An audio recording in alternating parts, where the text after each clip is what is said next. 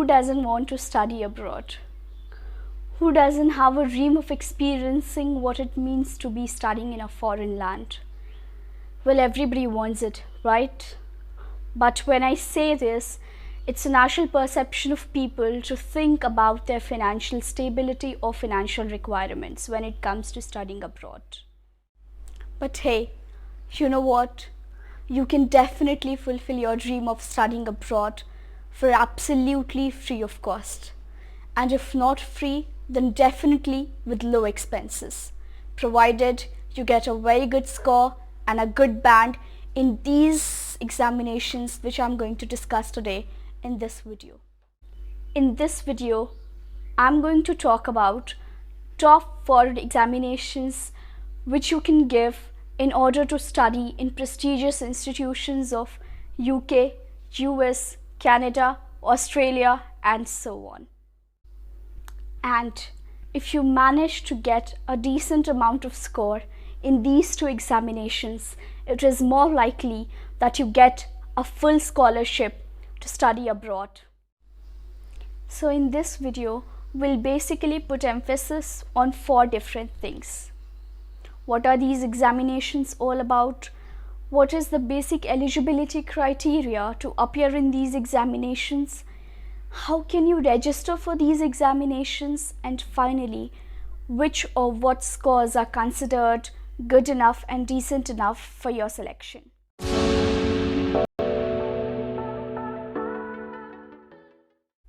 Hi everyone.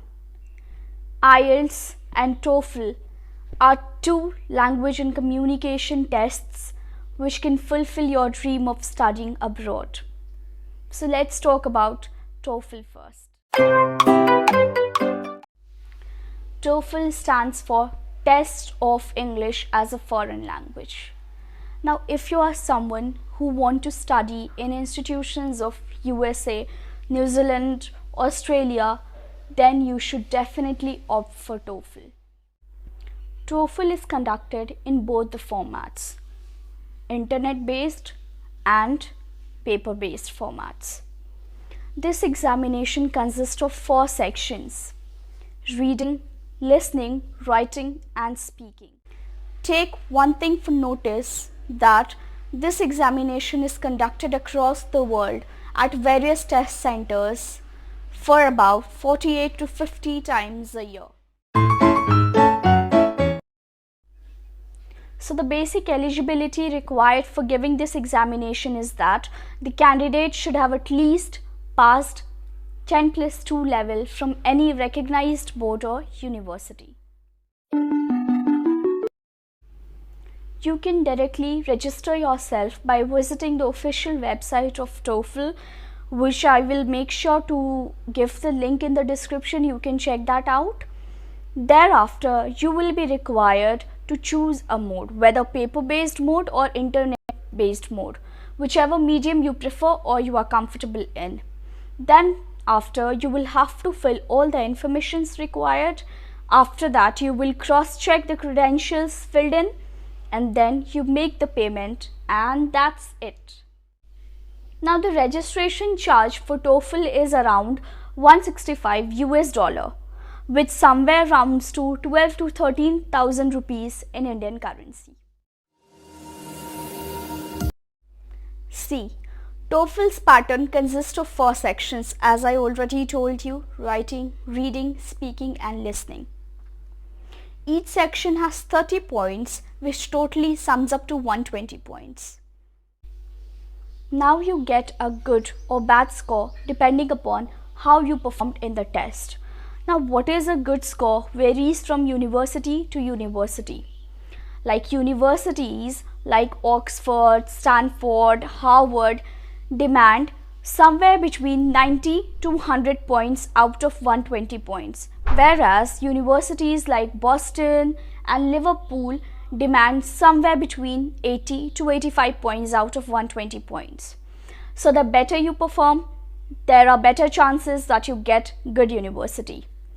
Now, one thing I would want to add here is that the score of TOEFL exam is valid only for the period of 2 years. Now, having done with TOEFL, let us know something about IELTS.